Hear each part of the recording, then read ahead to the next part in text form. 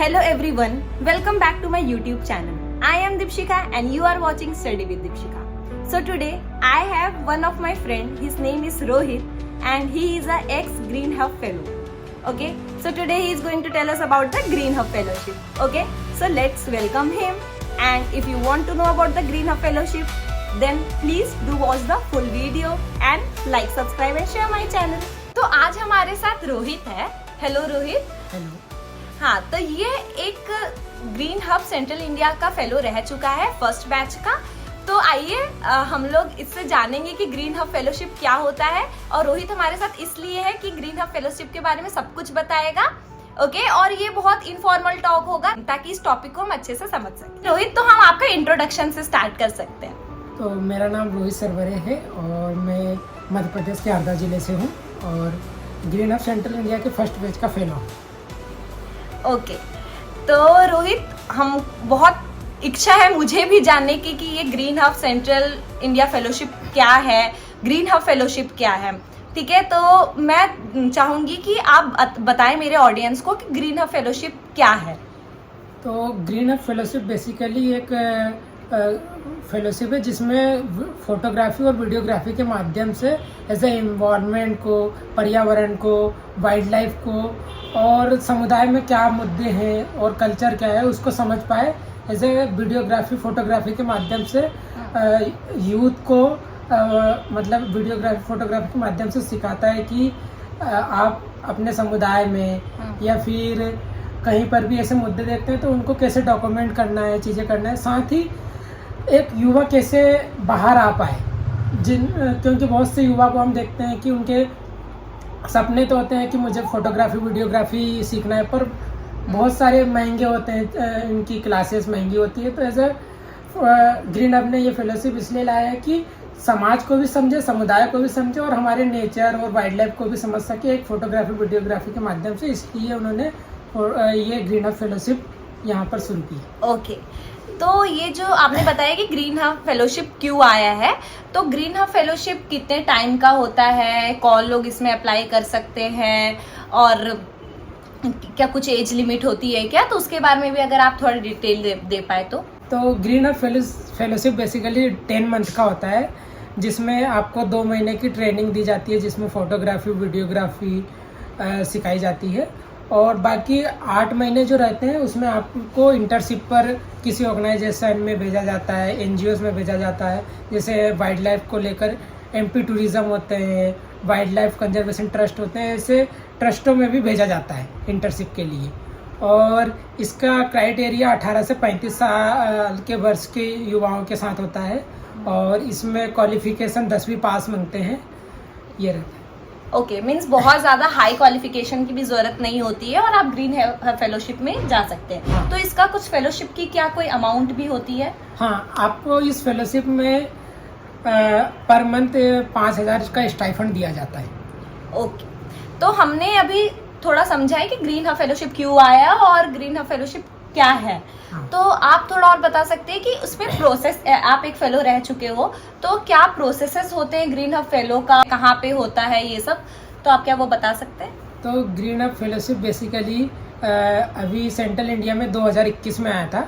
उससे पहले green hub fellowship north east में चल रहा था. पिछले अभी करंट की बात करूं तो लगभग 11वां या 12वां बैच वहां पर चल रहा है और इसके बाद उनको वहाँ से आइडिया आया कि इसे हमें सेंट्रल इंडिया के यूथ के साथ भी काम करना चाहिए. तो अभी मध्य भारत में ये लगभग 8 राज्यों में चल रहा है 2021 से और अभी पिछले वर्ष से 2024 से उन्होंने नॉर्थ वेस्टर्न हिमालय में भी चालू किया है, वहाँ के फेलोज को तक भी पहुँचा जा सके. इसलिए अभी तीन जगहों पर ये फेलोशिप चल रहा है, नॉर्थ ईस्ट में, मध्य भारत, सेंट्रल इंडिया में और वेस्टर्न हिमालय में के राज्यों में चल रहा है. ओके, तो इसकी प्रोसेसेस पे अगर आप बता पाओ कि कैसे प्रोसेस होता है शुरू से. तो इसका प्रोसेस ये रहता है कि मध्य भारत, सेंट्रल इंडिया की बात करूँ तो यहाँ पर हर साल मार्च में एप्लीकेशन निकलते हैं. 10 से 15 मार्च के बीच में एप्लीकेशन हर साल निकलते हैं ग्रीन हब फेलोशिप के. इसके बाद आपका जब आप एप्लीकेशन की प्रोसेस पूरी भर देते हैं या लिंक जो भी रहती है वो भरने के बाद आपके पास कॉलिंग आएगा. कॉलिंग में आपसे वो आपके बारे में पूछेंगे, आप किस कम्युनिटी से है, किस गांव से है, ग्रामीण क्षेत्र से है, शहरी क्षेत्र से है, कि कहाँ पर रहते हैं, आपके समुदाय में कौन कौन से लोग रहते हैं, आपके आसपास कौन कौन से समुदाय के लोग रहते हैं, उन सब के बारे में जानकारी पूछते हैं। और आप इस फेलोशिप से क्यों जुड़ना चाहते हैं, वो बेसिकली कॉलिंग पर पूछना चाहते हैं कि आपने फॉर्म क्यों भरा, किस लिए अप्लाई किया। देन इसके बाद कॉलिंग इंटरव्यू के बाद आपका सिलेक्शन होगा या नहीं होगा वो आपको फिर मेल के थ्रू या फिर कॉलिंग के थ्रू बता देंगे। और फेस टू फेस इंटरव्यू के लिए आपको 50 या 60 फेलोज़ का सिलेक्शन करके वो इंटरव्यू के लिए बुलाते हैं। और इसमें फेस टू फेस इंटरव्यू में आपके समुदाय के ही बारे में चीज़ें पूछेंगे, आपका इंटरेस्ट एरिया क्या है, आपने फॉर्म अप्लाई क्यों किया, इस प्रकार के क्वेश्चन आंसर्स होते हैं। और फिर आपका फेलोज़ का चयन हो जाता है। और इस फेलोशिप में लगभग 1 साल में 30 फेलोज़ को लेते हैं, जिसमें लड़के और लड़कियां सभी ही होते हैं। अच्छा, ओके रोहित, तो आपने जितना बताया है उसके हिसाब से ग्रीन हब फेलोशिप का प्रोसेसेस की भी समझ बन चुकी है। और आप लोगों को ग्रीन हब फेलोशिप के बारे में पूरा जानकारी जाननी है तो आप इस वीडियो को पूरे एंड तक देखें, क्योंकि रोहित अभी अपने एक्सपीरियंस को भी शेयर करने वाला है। तो रोहित, आप अपने as a Green Hub fellow आप रह चुके हैं, तो मैं चाहूंगी कि आप अपना एक्सपीरियंस शेयर करें कि वहां जाने के बाद कैसा क्या होता है। तो ग्रीन हब फेलोशिप में जाने से पहले मेरा ड्रीम्स फोटोग्राफी वीडियोग्राफी सीखना ही मेरा ड्रीम्स था। और इसीलिए मैंने ग्रीन हब फेलोशिप भी ज्वाइन किया था कि मुझे फोटोग्राफी वीडियोग्राफी ही सीखना है। पर ग्रीन हब फेलोशिप में जाने के बाद मैंने जब शुरुआती दौर से कैमरा और वीडियो सारी चीज़ें सीखा, तो उसमें मुझे ये पता चला कि शुरुआत से ही हमको प्रैक्टिस के लिए जब हम लोग सिखाते थे तो सीखने के बाद हमको बोलते थे कि प्रैक्टिस करने जाओ, प्रैक्टिकल करके। तो जब हम लोग प्रैक्टिकल करने जाते थे तो हमें बर्ड्स की फ़ोटोज़ खींचना और वहाँ पर बदक, क्योंकि इन्वॉल्वमेंट काफ़ी अच्छा था जहाँ पर हमारा सेंटर है, तो फ़ोटोज़ लेना, फूल के फ़ोटोग्राफ्स लेना। तो शुरुआती दौर से ग्रीन हब मतलब हमें इन्वॉल्वमेंट के तरफ खींचते हुए ले जाता है और समुदाय की पहचान करवाता है कि क्या क्या चीज़ें होती हैं और इन्वॉल्वमेंट का हमारे जीवन में कितना महत्वपूर्ण भूमिका रहती है। तो उन सारी चीज़ों को देखते देखते मेरा रुख इन्वॉल्वमेंट की तरफ भी गया कि बहुत सारी चीज़ें जिसके वजह से हमें ये सहना पड़ता है, गर्मी चीज़ें होती है, यदि ये नहीं रहेंगे तो हम लोग भी नहीं रह पाएंगे, क्योंकि इनका पूरे पर्यावरण या चीज़ों में बहुत बड़ी भागीदारी रहती है। तो वहीं से इन्वॉल्वमेंट के प्रति भी मेरा मतलब इन्वॉल्वमेंट के प्रति भी मैं जागरूक हुआ और इंटरेस्ट बढ़ा। और फिर धीरे धीरे समुदाय को भी जानने का मौका मिला। ग्रीन हब फेलोशिप में के दौरान जब फोटोग्राफी वीडियोग्राफी सिखाते हैं, साथ में स्टोरी टेलिंग करना और एडिटिंग भी, तो मैंने सिर्फ फोटोग्राफी और वीडियोग्राफी के माध्यम से सीखने के माध्यम से गया था। पर वहाँ पर मुझे जाके पता चला कि एडिटिंग भी सिखाते हैं और ऐसा एक फिल्म डॉक्यूमेंट्री कैसी बनती है उसके लिए ऐसा क्या स्टोरी रहती है, तो वो स्टोरी भी हमें सिखाई गई उसमें कि कैसे स्टोरी बनाते हैं। जब हम एक डॉक्यूमेंट्री या शॉर्ट फिल्म बनाते हैं तो किस तरह की स्टोरी लिखना है, क्या क्या चीज़ों का ध्यान रखना है। तो बेसिक्स सारे नॉलेज दिए गए कि एक बेहतर हम लोग डॉक्यूमेंट कर पाएँ। तो जब भी 2 महीने के बाद हम लोग इंटर्नशिप पर जाते थे तो कि एनजीओ को किस तरह की फ़िल्म चाहिए या ट्रस्ट को किस तरह की फ़िल्म चाहिए वो हमको बताते थे। फिर हम लोग उस पर रिसर्च करते थे, चीज़ें करते थे। रिसर्च करने के बाद उनके लिए फिर हम लोग एक डॉक्यूमेंट तैयार करते थे और उनको स्टोरी बताते थे। फिर देन इसके बाद हम लोग शूट करते थे। तो जब हम लोग शूट करते थे तो वहाँ की हमको समझ में आता था कि वहाँ के समुदाय के क्या चैलेंजेस हैं, क्या मुद्दे हैं। हम लोगों ने कल्चर को भी समझा कि डिफरेंट कल्चर होते हैं। और ग्रीन हब फेलोशिप का मतलब यही था कि अलग अलग कम्युनिटी से, क्योंकि ग्रीन हब फेलोशिप में 8 राज्यों से फेलोज लेते हैं, तो वहाँ के क्या कल्चर होते हैं, क्या चीज़ें होती है, तो उनको भी एक बेहतर तरीके से आपस में एक दूसरे फेलोज अपने कल्चर को समझ पाए। तो एक कल्चर का भी इन्वॉल्वमेंट बन जाता था, तो एक दूसरे की आम भाषाओं की बोली को समझ पाते थे। तो ये चीज़ें भी बहुत सीखने को मिली। और जब भी हम लोग कहीं पर शूट करने जाते हैं, चीज़ें करने जाते हैं, तो वहाँ के कल्चर क्या है, उनके क्या मुद्दे हैं, और दोनों तरफ से उनका मतलब ग्रीन हब फेलोशिप का मोटिव ही यही था कि कैसे एक व्यक्ति एक सारी चीज़ों को, समुदाय को और समझ पाए और क्या क्या चीज़ें चल रही है उनको भी समझ पाए। तो ये मुझे वहाँ पर एक सीखने को मिला बतौर तौर पर ग्रीन हब से।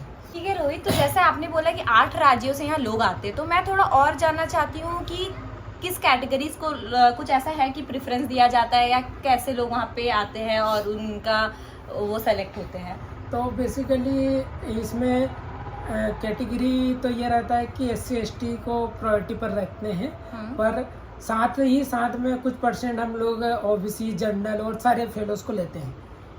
तो ये भी रहता है उसमें क्राइटेरिया कि सभी को समान अवसर, पर ज़्यादातर जो एक्चुअली में करना चाहते हैं, चीज़ें करना चाहते हैं, जैसे हम लोग देखते हैं आज के समय में भी इंडिया इतना डेवलप हो चुका है, पर जो ग्राउंड लेवल के बच्चे रहते हैं, आदिवासी हो गया या SC/ST के कम्युनिटी के, तो वो अपने उनके पास हुनर तो रहता है पर निखार नहीं पाते या चीज़ें नहीं रहती उनके पास, तो वो उनको ज़्यादातर प्रायोरिटी पर रखकर चांसेस देते हैं कि वो और जो इन्वॉल्वमेंट के प्रति, पर्यावरण के प्रति जागरूक मतलब और चीज़ें सीखना चाहता है, समुदाय और कल्चर के बारे में सीखना चाहता है, उन लोगों को भी प्रायोरिटी पर रखता है। ओके, मीन्स आपका इंटरेस्ट एरिया भी होना चाहिए फोटोग्राफी वीडियोग्राफी के साथ कुछ ऐसे इश्यूज पे भी, क्लाइमेट चेंज और कल्चर्स पे। ओके, तो आपको क्राइटेरिया तो पता चल ही गया होगा, और रोहित आपकी जर्नी सुन के काफी मतलब अच्छा लगा। तो इसका जो सेंटर होता है वो कहाँ, आप लोग को कहाँ रखा गया था? तो इसका सेंटर बेसिकली मध्य भारत, सेंट्रल इंडिया की बात करूँ तो इसका भोपाल में रहता है, जो कि रक्षा विहार है एयरपोर्ट के पास इसका सेंटर रहता है। और नॉर्थ ईस्ट की बात करूँ तो नॉर्थ ईस्ट का सेंटर तेजपुर में है। ठीक है रोहित, तो आपकी जर्नी सुन के मतलब काफी अच्छा लगा है कि ग्रीन हब फेलोशिप एक बहुत अच्छा अपॉर्चुनिटी, एक बहुत अच्छा चांस है। जो लोग को ऐसा लगता है कि फाइनेंशियल चीजों की वजह से लोग आगे नहीं बढ़ पा रहे हैं या रूरल एरिया में रह रहे इसलिए, तो उसको वैसे यूथ को ये एक बहुत अच्छा अपॉर्चुनिटी और चांस देता है ग्रीन हब फेलोशिप। मैं जानना चाहती हूँ कि at the end of the green hub fellowship 10 महीने के बाद अगर एक इंडिविजुअल ग्रीन हब फेलोशिप कर रहा है तो उसके अंदर क्या स्किल्स आ जाएंगे, और ग्रीन हब फेलोशिप में जाके क्या वो प्लेसमेंट वो करवाते हैं या खुद से करना पड़ता है? तो आप इसके बारे में थोड़ा बताएं। तो ग्रीन हब फेलोशिप करने के बाद आपके अंदर एक तो फोटोग्राफी के माध्यम फोटोग्राफी स्किल सीखना हो गया, वीडियो एडिटिंग करना हो गया, वीडियो बनाना हो गया, स्टोरी टेलिंग करना होगा कि स्टोरी कैसे लिखी जाती है और उसको कैसे प्रेजेंट करना है, ये चीज़ें इन्वॉल्वमेंट के प्रति आप सीख पाते हैं। कल्चर्स को लेकर भी क्लियरिटी हो जाती है कि कल्चर्स और एग्रीकल्चर को लेकर क्या क्या चीज़ें रहती हैं, कि कौन कौन से अलग अलग समुदाय के कल्चर्स रहते हैं उनको भी आप जान पाते हो।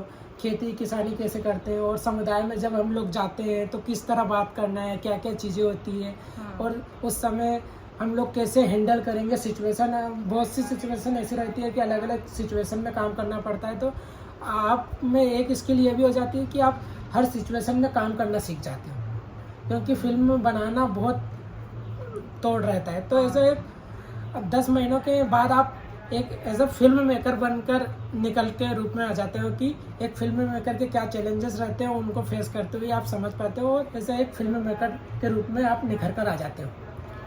तो उसके बाद जैसे कि कोई एक इंडिविजुअल का कहाँ कहाँ जॉब लग सकता है, ऐसा आप बता सकते हो कि स्किल्स के बाद? तो स्किल्स के बाद इंडिविजुअल जॉब तो ये रहता है कि आप NGOs में भी अप्लाई कर सकते हो। वैसे तो ग्रीन हब प्लेसमेंट नहीं करवाता है, पर आप NGOs में प्लेसमेंट कर सकते हो कि कहीं बहुत सारे ऑर्गेनाइजेशंस और NGOs रहते हैं जो कि फोटोग्राफर और वीडियोग्राफर कम्युनिकेशन टीम में रखना चाहते हैं, तो आप उनके पास भी ज्वाइनिंग कर सकते हो यदि वो हायरिंग निकालते हैं। देन आप जहाँ पर MP टूरिज़्म में जाते हो या किसी ट्रस्ट या NGO में जाते हैं तो उस ट्रस्ट या NGO वालों को आपका काम पसंद आ जाता है, आपकी फिल्में पसंद आ जाती हैं, तो वो ही आपको किसी प्रोजेक्ट में रख लेते हैं कि आप हमारे साथ जुड़ जाइए आप फ़ोटो और वीडियो बनाने के लिए, तो वो आपको प्रोजेक्ट के रूप में भी देते हैं, और साथ ही आप फ्रीलांसर काम भी देख सकते हो।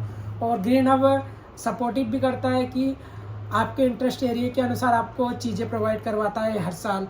और एलुमनाई ग्रुप में एलुमनाई का ग्रुप बना रहता है, एलुमनाई में आपके साथ मीटिंग्स वगैरह करता, साल भर में चीज़ें करता रहता है, और आपको गाइडेंस भी करता है कि आप इससे जुड़े आपके इंटरेस्ट एरिया के अनुसार, क्योंकि वो 10 महीने में आपका पता, हर फेलोज़ का पता चल जाता है उन्हें कि किस फेलोज़ का किस चीज़ में इंटरेस्ट है, तो वो उसी इंटरेस्ट के साथ आपको उन चीज़ों से जोड़ने या कनेक्ट करने की कोशिश करता है। तो आपको स्कोप बहुत है ग्रीन हब फेलोशिप से के बाद। हाँ, और फ्रीलांसर आप प्रोजेक्ट भी देख सकते हो, और यदि खुद का काम करना चाहते हो तो खुद के काम के लिए आपका आइडिया पिच करो मैम लोगों के साथ, और वो उस आइडिया में कितना डेवलप कर पाते हैं कुछ आइडिया को डेवलप करके आपको फंडर्स से बात करना, यदि कुछ आपके दिमाग में आइडिया है कि मैं इस पर काम करना चाहता हूँ, उसके लिए पैसे नहीं है, तो ग्रीन हब वो भी करता है कि कहाँ से फंड रेजिंग हो जाए, आप यहाँ पर अपना आइडिया पिच कर सकते हो तो आपको कुछ इनकम मिल जाए या चीज़ें मिल जाए। और आप जब भी जो भी ग्रीन हब में फिल्म या चीज़ें बनाते हो तो आप एज अ फेस्टिवल उनमें प्रेजेंट करते हो, तो फेस्टिवल में प्रेजेंट करने के बाद आप वहाँ पर आपकी चीज़ें बताते हो, तो वहाँ से भी आपको काफ़ी इसको कनेक्शंस मिल जाते हैं कि आप हमारे साथ जुड़ जाइए। तो ये बहुत सारे स्कोप है। अच्छा रोहित, आपने ये काफ़ी डिटेल में बताया कि ग्रीन हब फेलोशिप के बाद एक तो ये बहुत अच्छा अपॉर्चुनिटी है, उसके बाद बहुत अच्छा स्कोप भी है ग्रीन हब फेलोशिप करने के बाद। तो ग्रीन हब फेलोशिप करने के बाद मतलब आप बैठोगे तो नहीं, क्योंकि आपके अंदर बहुत सारे स्किल्स आ जाएंगे। आप नॉर्मल वीडियोग्राफी और फोटोग्राफी का भी काम कर सकते हैं, और बाकी रोहित ने जैसे बताया एनजीओज में आप काम कर सकते हैं, दूसरे इंस्टीट्यूशंस में, और फिर फ्रीलांसिंग काम तो है ही। और आजकल वीडियोग्राफी और फोटोग्राफी का बहुत अच्छा एरा है, तो आई थिंक ये स्किल्स काफ़ी काम आएगा और मुझे लगता है कि ये करना चाहिए। तो मेरा कहना था कि ये एप्लीकेशंस कब ओपन होते हैं और ये एप्लीकेशंस क्या भी ओपन है? हाँ, तो एप्लीकेशन मध्य भारत के तो 14 मार्च में ही निकलते हैं सेंट्रल इंडिया के, और ये ओपन रहता है 31 मई तक। ओके, मार्च से मई तक? मार्च से मई के बीच में ओपन रहता है, 31 मई उसकी लास्ट डेट रहती है। और यदि सिचुएशन के अनुसार इसे 15 दिन या 10 दिन के लिए बढ़ा भी दिया जाता है एप्लीकेशन की डेट। तो अच्छा है, आई थिंक कि अभी ये अपॉर्चुनिटी है, अभी टाइम भी है। तो जो भी ये वीडियो देख रहा है, अगर आपको लगता है कि आप इसमें इंटरेस्टेड है तो आप जाके फॉर्म भरिए। आपको ऐसा लगता है आपके कोई दोस्त, फैमिली मेंबर्स या कोई भी ऐसे हैं जिसको ये ग्रीन फेलोशिप में जाने से फायदा होगा, तो आप इस वीडियो को उन्हें शेयर करिए। क्योंकि मतलब मैं तो यही चाहती हूँ कि इस वीडियो के थ्रू लोग ज़्यादा से ज़्यादा तक ये वीडियो ज़्यादा से ज़्यादा लोगों तक पहुँचे और उनको हेल्प हो। और रोहित भी यही चाहता है कि as a Green Hub fellow वो जानता है कि कितना कुछ उसने सीखा है, तो दूसरे स्पेशली रूरल यूथ को ये अपॉर्चुनिटी मिले और वो लोग भी आगे निकल के आए और चीज़ें सीखे। तो thank you so much Rohit, आज अपना टाइम देने के लिए और यहाँ पे चीज़ें शेयर करने के लिए। मुझे भी अभी तक इतनी क्लैरिटी नहीं थी ग्रीन हब फेलोशिप के बारे में। आई थिंक अब मेरी क्लैरिटी भी बहुत ज़्यादा हो गई है। मुझसे भी अब कोई पूछेगा तो मैं अच्छे से बता सकती हूँ कि ग्रीन हब फेलोशिप क्या होता है। This all for today's video. अगर आप ऐसे ही वीडियोस और चाहते हैं then please like, subscribe and share my channel, share करें प्लीज़। और ये बहुत कम समय लेगा, ओनली फ्यू मिनट्स, तो आप जाके उसको कर सकते हैं। ओके, तो हम लोग दूसरे वीडियो में मिलेंगे। Thank you, thank you, bye bye.